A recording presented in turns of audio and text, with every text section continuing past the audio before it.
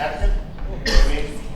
But this was a situation where an individual also had a substitute teaching license, and during the clinical courses and the methods courses and so forth, this individual was substitute teaching and became a little too friendly through texting and so forth with students, particularly female students, and this individual is male. And I'll be honest with you, it spread like fire among the students, and the students called this to the attention of the principal. The principal called Melanie. Melanie called me, and the question to me was, what are you going to do about this? Okay, so what we do in the science is we have what's called staffing, and we have all the science discipline coordinators there at one time. Is staffing anything like a cane? No, but you know, but what ended up happening was this person was called in. We had taken screenshots of some of the conversations that were taking place. And I'm not going to go into details; they're pretty gross, and so forth. And as a result, I told this individual that you take down your media site, you cease and desist contacting with students in this manner. And if you do it again, you're done. End of story. Well, that was in January. Then about, what was it, April? April, I think? April or May? Melanie? Yes. Okay. Information comes to the wrong people again for this individual, when it's the right people to deal with this situation. But what ended up happening was the principal came into this person's room while they were substitute teaching and told them to leave. And then, of course, Melanie gets a phone call. I got a phone call. Again, what are you going to do about this? Called the person in a one-on-one conversation. I literally told them, I'm dismissing you from the program, and here's why. And I had I had screenshots, I had documentation. We had warned him. We gave him an opportunity to change his behavior and so forth. And you know, sometimes these students think that they're just not going to get caught, or they think that we're not going to check the social media. But I have to also warn you that it's the students that threw them under the bus. And some of these students don't have any boundaries, and they didn't really care. And so there were pictures of this individual doing video games while they were substitute teaching. And those were posted on Facebook. I didn't even get to the Snapchat stuff. You know, can't imagine what that would have been. Anyway, the part that was also difficult for me is I had to communicate a lot with our legal department. This individual's First Amendment rights had to be taken into consideration, had to be taken into, you know, protected and so forth. We had to make sure we had everything documented, all our T's were crossed and our I's were dotted, and so forth. And I think our legal person is great, Brady. I think I probably had anywhere from 4 to 5 block hours of conversation with him and so forth. All our documentation also went to his office and everything. It was just, I mean, it was really stressful, but that's what you got to do. Yeah. Did it matter that he was substitute teaching? I mean, it still goes to all that. But as far as your situation, did it matter that he was substitute teaching? That was good. That was a question that came up, because is he literally an employee of the district and not NIU? Right. And if this sort of thing occurred when he wasn't enrolled in classes at NIU, but substitute teaching, there are those time periods. And the thing was that we had screenshots that this behavior was going on while he was taking classes, which meant that he is part of us. And at the same time, when I get a call from a principal and I get a call from the superintendent, So then what are you going to do? somebody else is working in another occupation and they're doing things that wouldn't be appropriate. Right, those issues came up. Now, the thing is, I didn't chase this person around and see if they applied to another program at that time. It was kind of funny that he called me up and asked me if I'd recommend him to another program, and I said,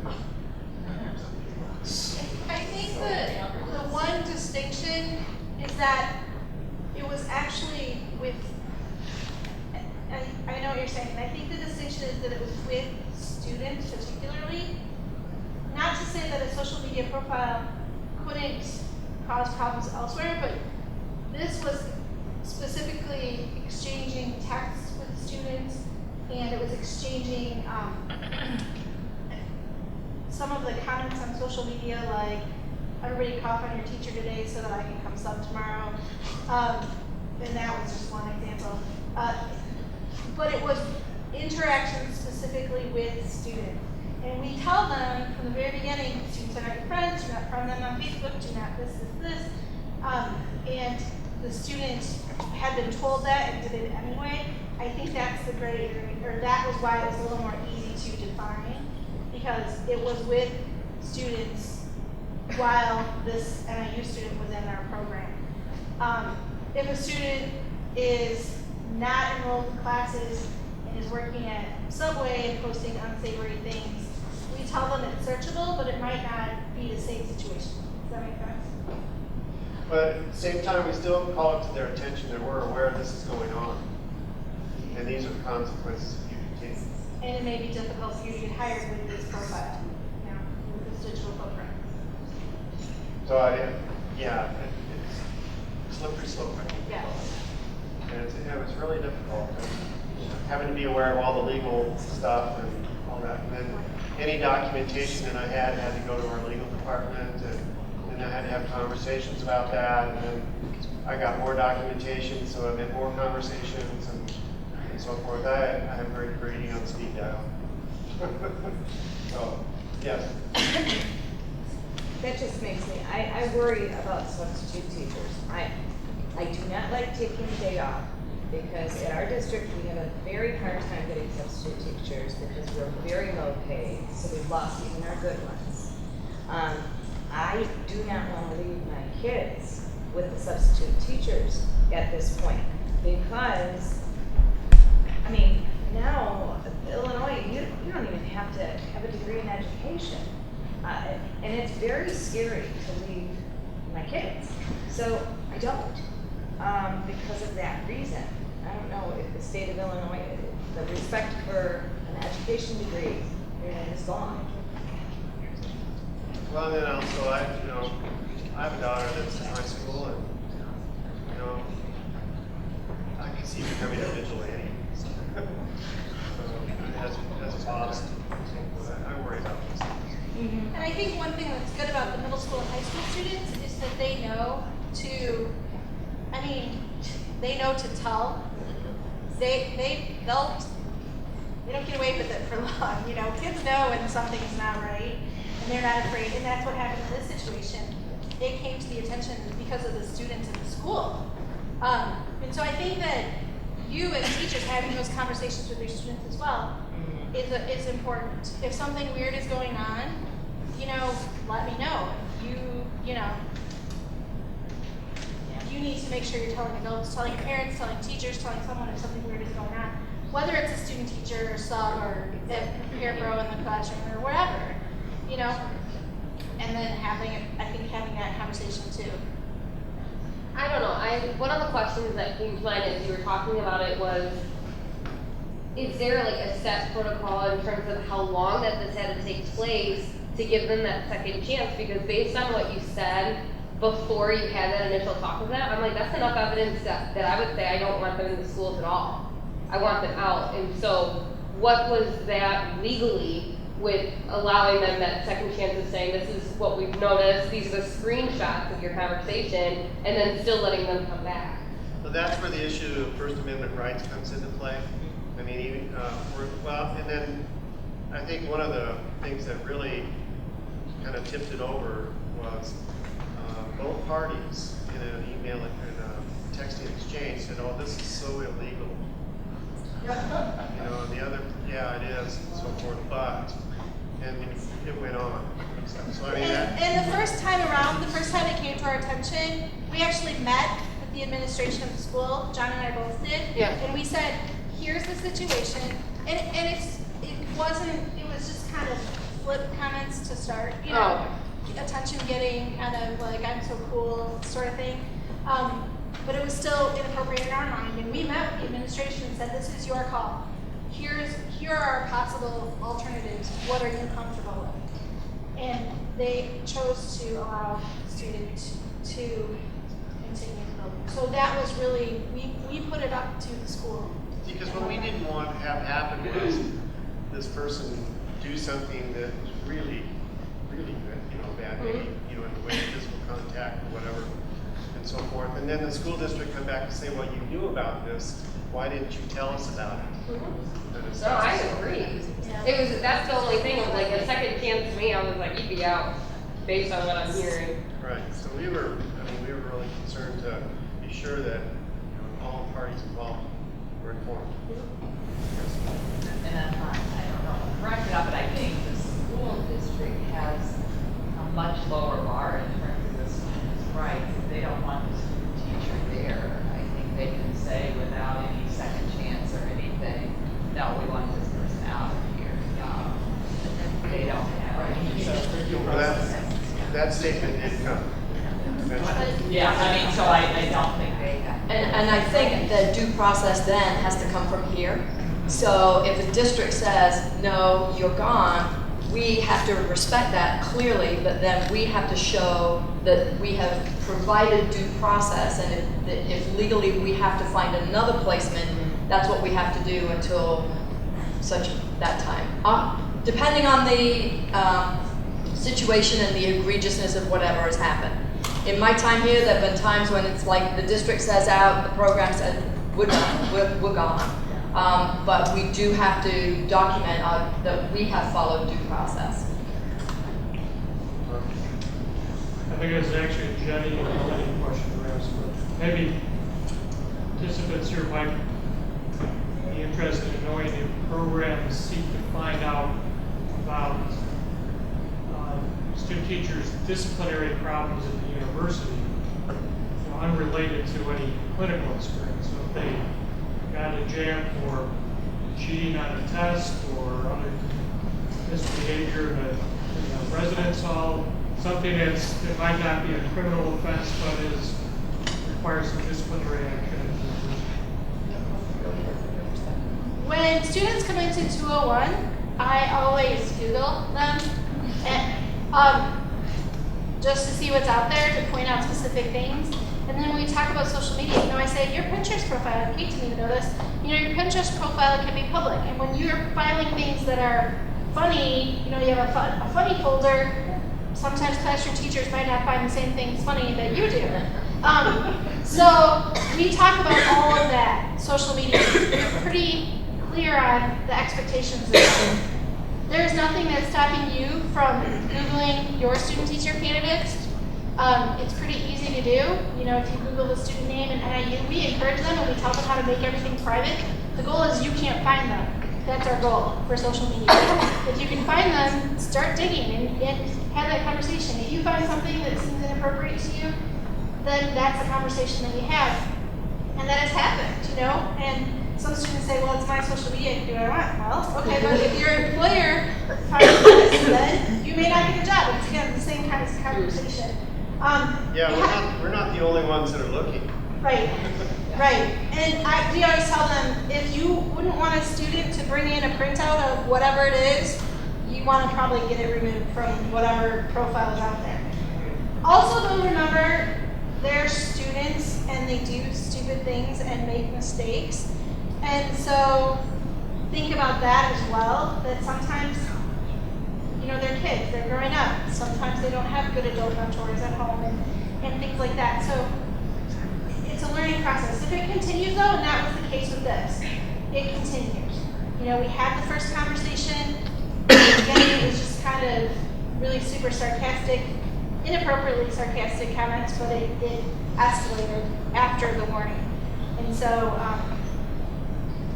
that was kind of the situation. That's from my perspective. I was just going to weigh in with an example that was remediated successfully. We had a student who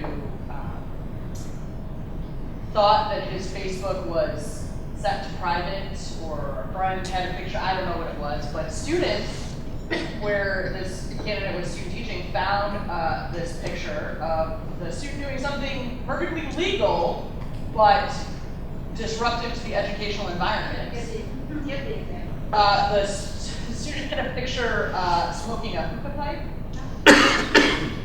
which he said was tobacco, and that really wasn't the issue. The school, the students found it, were circulating it amongst themselves.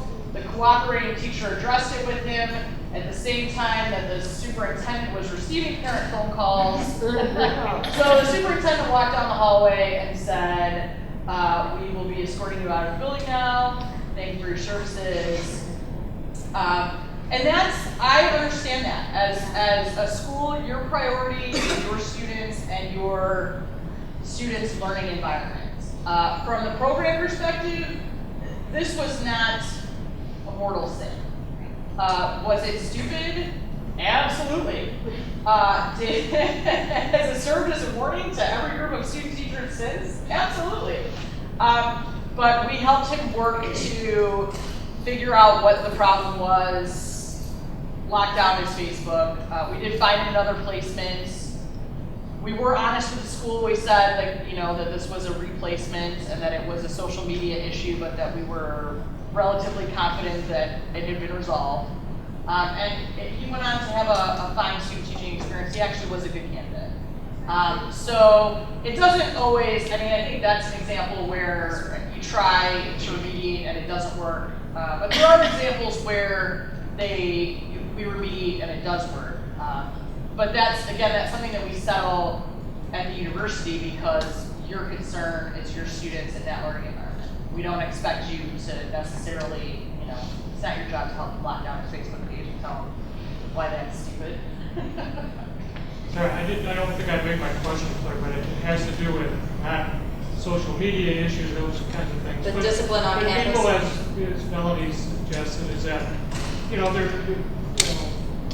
if you're a student teacher, you see them at the end of the process, but they're a university student for having 4 or 5 years, and then they could have bumps along the road during that time, which could include, you copied a paper, you cheated on a test, the violation of university policies, and then they can go through a disciplinary process at the university. It is, it's not a criminal charge, there's no kind of record for violating the law, other than the university law.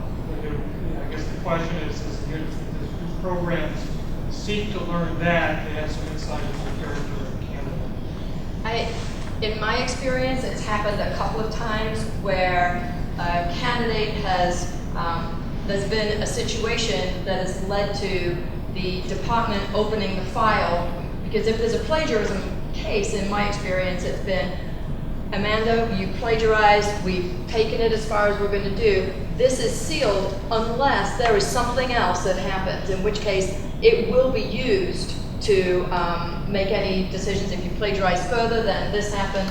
And I've only experienced that twice, where in the file there was a series of other things that played into at least the conversations.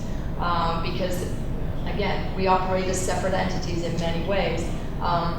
If there's an arrest or if there's an article in the newspaper that's public information, then it usually just gets filed away and certainly can be used And then. I would think that if it was something that would impact interactions with children, Very then different. they would not get to that point. So if it's something like a plagiarism or drinking in the residence halls or something like that, although you may want to know about that, it may not relate to their ability in the classroom.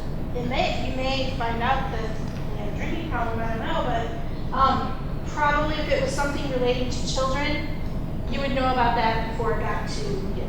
So generally, programs don't seek to investigate that kind of university disciplinary record, but it may be appropriate for other things. Unless it's within the department records, usually not. Good question. Any other questions or comments? Well,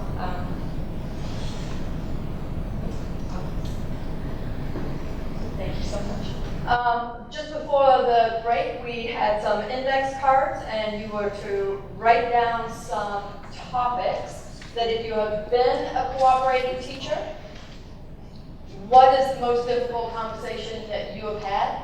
And for those of you who hope to be future cooperating teachers, what are some of the most difficult topics you anticipate? I'll give you 30 seconds just to complete that if you haven't already.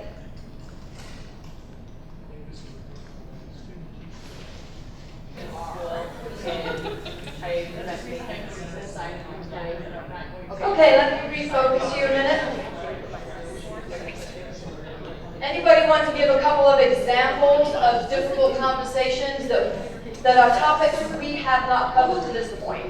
Is there anything you're like, oh my goodness, this is what I had to say to a student, or this is a conversation I had to initiate? Yeah. I actually had two. Sorry. I had two. Probably the most embarrassing was hairy legs. I mean, at a high school level, it could be a distraction. And to me, it doesn't bother me at all, but it did the students, and so it had to be a conversation that I still am embarrassed about. And probably the most difficult is that fine line between being friendly and being overly friendly. And I don't mean like, you know, pedophile friendly. I just mean where it becomes kind of a discipline issue if they see you too much of a friend. And it really is so individualized that and it's so hard to define. That was probably the most difficult conversation. So hairy legs and the friendly line. Okay. Other topics that you have written down that we have to talk about. Situation in which the student teacher consults regularly with other teachers besides the cooperating teacher, communicates only minimally or inconsistently with the cooperating teacher. So it's consulting with others but not having open lines of communication with the cooperating teacher. Other topics that have been difficult. You don't need it? Just a reminder to know who they're talking to. Situation in the teacher lunchroom where we're eating. They're talking with other teachers as well. Having to give computer advice on a very basic computer situation to the computer teacher. So as that happened, I just kind of went, oh, yeah, just that cringe feeling. So just reminded to know who you're talking with. Know your audience. Know your audience. Mine was just that students would come and complain to me while my student teacher was student teaching about, you know, oh, we can't learn in there, you know, that kind of stuff, and how difficult that conversation is, both because you realize that sometimes students don't necessarily report things exactly the way that they, you know, you don't want to believe them necessarily 100% of what they've said, and at the same time, that student teacher needs to know that that's what's out there, you know, that's the perception that's being spread, and to be cautious about that. It's a really rough conversation to have. Okay. Any others? Any other topic? Oh, yep. One that I've had a few times with teachers involves having low expectations for students. And so that can be a difficult one to say, you know, this is a senior class, and I think they can move beyond parts of speech. I think we need to be a little bit more rigorous, because that sometimes feels like you are saying that they're not a good teacher, so you have to be really careful about that type of conversation. And that sometimes just comes back to maybe not understanding the standards and how to interpret that. And so, it becomes a coaching opportunity, but I've had to do that at least 3 or 4 times. Thank you. So academic rigor and making sure that the content is appropriately challenging. So I had my first teacher candidate for like 201 this year, and his first email communication with me did not have his name, his program, or even a request as to when he could come in. It was just, I'm coming in on Monday, Wednesday, Friday to see your class. Thank you for having me in your classroom, and I will see you later this week. So we ended up having a conversation about it, and it turns out he didn't know that I was never communicated with from the university, that he was particularly my student. He was very apologetic, and ever since then, every email was very, very professional, but it was funny. And when I first met him, he thought I was a student as well. So he was like, oh, so you're a student teaching in this classroom too? And I'm like, no, I'm actually yours. Again, know your audience, right? Any others?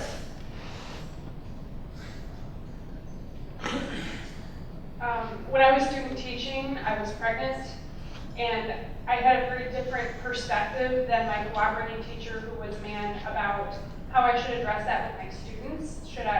I should say I was very early pregnant.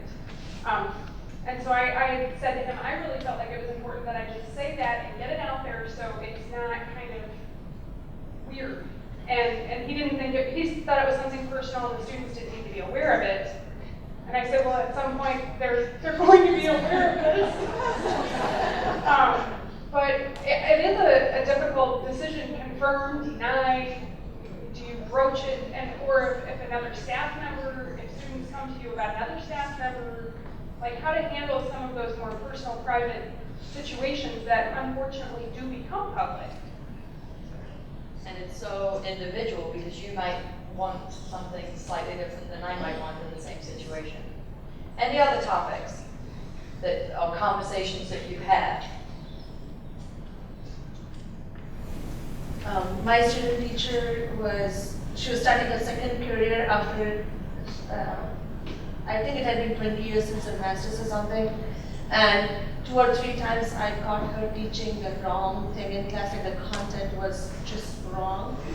And so the first time I thought, okay, sometimes how you're kind of nervous and you just mix up a little bit. So I intervened, but the second time and then the third time, and when I talked to her about it, she was like, well, but I have a master's in chemistry. And I was like, yes, but you're still teaching the wrong thing.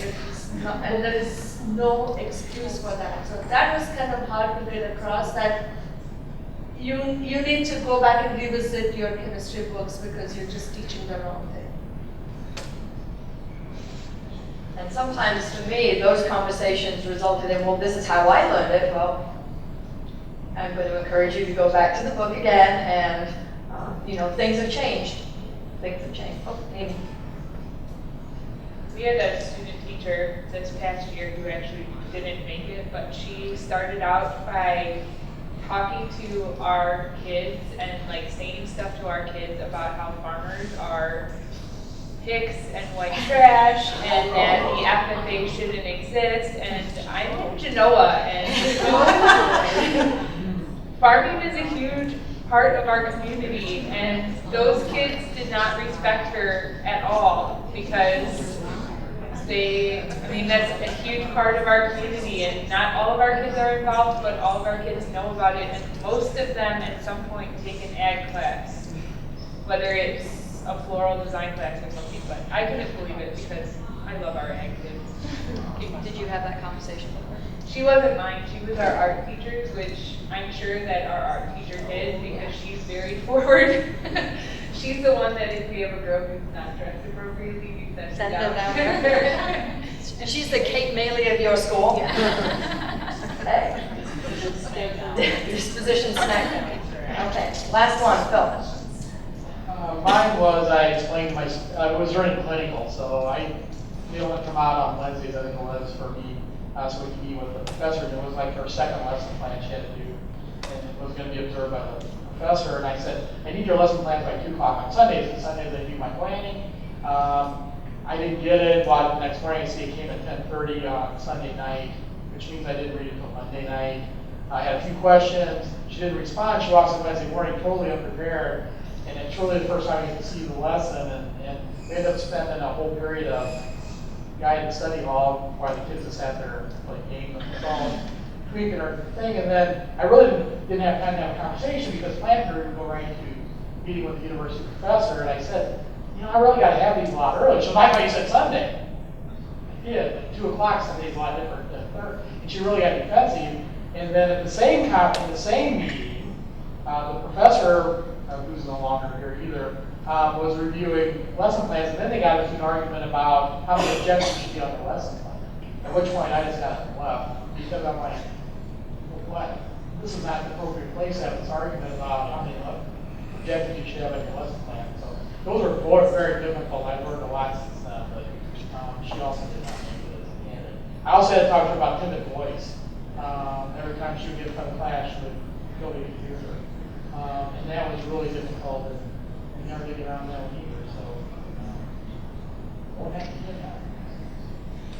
interesting because all of these topics are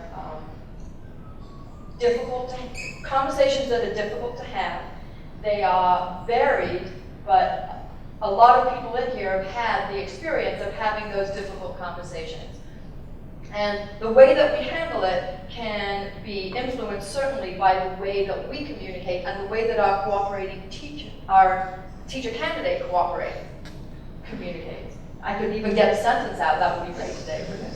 So what we're going to do in the next few minutes is talk about and figure out how we as individuals communicate, because this is a way that we can get to know our teacher candidates. Because if you are very direct, Melanie and I are very different in the way that we communicate, okay? Melanie will say things to me like, if you're about to have a feeling, I need to know now.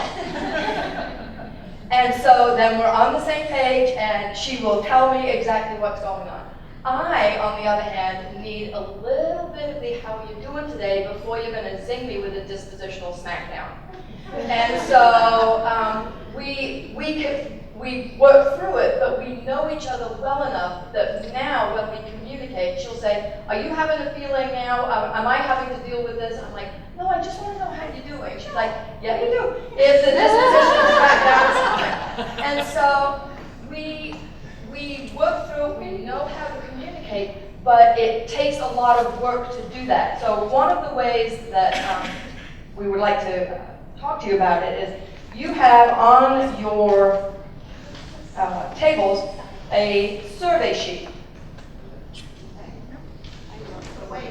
The white one. It's stapled and it's an inventory. And what I would like you to do is take a few minutes to complete it. And the way that you complete this particular inventory is looking across in rows. And so you are taking the entire group of words.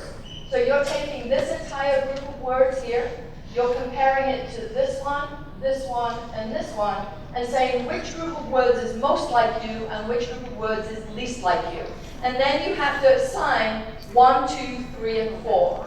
4 is most like you, 1 is least like you. You may only use each number once. So you can't say 4, 4, 4. Once per row, yes. So take a few minutes and fill that out, and then I'll talk to you about page 2. If you were to look at the yellow sheet, you'll notice it falls into quadrants. Okay? And some of you are asking, well, I'm really close on 2 things. So if, for example, you are orange and blue, they're in the top half, and that tends to mean that you are very much led by your feelings. So you would want to be sure that I'm okay before you're going to tell me that I smell. Okay? If you are green gold, you are more led by your thought and your logic and questioning. If you are orange green, you are more of a doer. So it works on the left side of the quadrants. And if you are blue and gold close together, then you are a reflector. So you are somebody who has the ability to kind of sit back a little bit, look at both sides, and then offer your opinion. Raise your hands for me if you are blue. All right, let's take a look. Take a look. We got some blues in the audience. We got some blues in the audience. So blues, you have a core need, and that core need is for harmony and positive close relationships. So you will always ask somebody how they're doing. You'll do the smiley faces. How many blues do smiley faces? I'm a blue orange, I'm a smiley face. Yeah. If you are gold, raise your hands if you are gold. Okay. So you have a core need of structure and service. Core need of structure and service. So your communication style is quite different than that of the blue. If you are green, raise your hand if you are green. And so your core need is mental competency. Mental competency. And if you are orange, we got any oranges in here? Yep. If you are orange, your core need is the action, excitement, and freedom. So if you are an orange who wants action, excitement, and freedom, trying to communicate with the gold who wants structure and service, we've got a few things that we need to work on. Okay. I'm going to ask for a volunteer from each of those colors. So, it's 11. I'm just going to finish this in 2 minutes. Okay. Right? So I would like to have somebody who is, all I'm going to have you do is do some reading. I promise not to give you the dispositional smackdown in front of everybody. So I am looking for somebody who is blue, because it would hurt your feelings if I did that. Right. I am looking for somebody who is gold. Who would volunteer? Come on up. Green, perfect. And what am I missing? Orange, come on down. So we have right here, blue. Gold, you need to stand next to the blue. All right, we have a color-coded script here. And if you think about this is as a script that is to do with building a wolf-proof house. Okay, so all 4 of these folks are, the big bad wolf is coming, and they need to communicate to build a house. If you transpose that into, these are people who are working in your classroom to try to teach your students, this is the kind of conversation that might happen. How is everyone today? How do you feel anyway? Is everyone okay? I just love this idea about the 4 of us building a house together. Right, speaking of the house, let's get to the point. We're behind schedule. Now, where is that list? I believe we are in phase 2 of the initial planning stage. Yes, it's all right here. Hogwash, forget the list. Let's get on with it. Talk is cheap. We need to see some actual construction around here. Now there's an idea. We could get started building, or maybe we could look around for some investment property. I saw a nice little piece of property down the river, water access on one side of the house, and we could keep the old wolf thinking.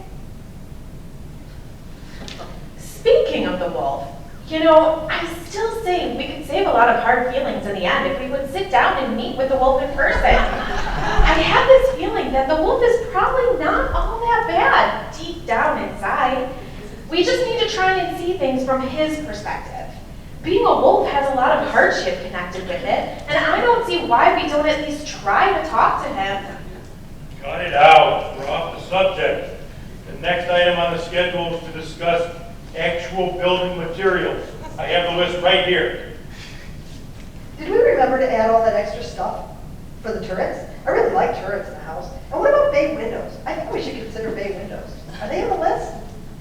Turrets are out, entirely impractical, and bay windows would just provide easy access for the wolf. Anyway, we already decided what we needed. In fact, I've actually picked up most of the stuff on the list. It was on sale. We got a good deal. I got brown tile instead of red, easier to keep clean. I knew that as soon as I saw it.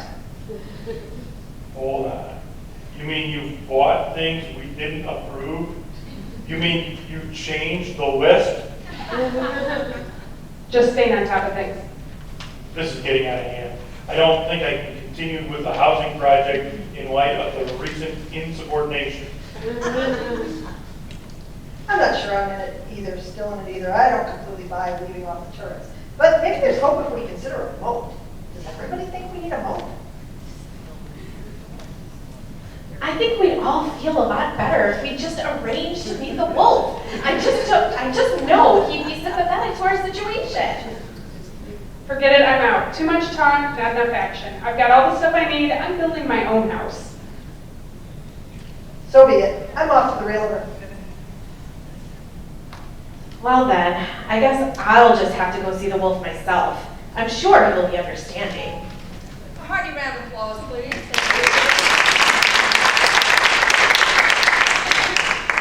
So what you have are 4 different ways of communicating, 4 different ways of learning, all of which we're trying to work together for one outcome.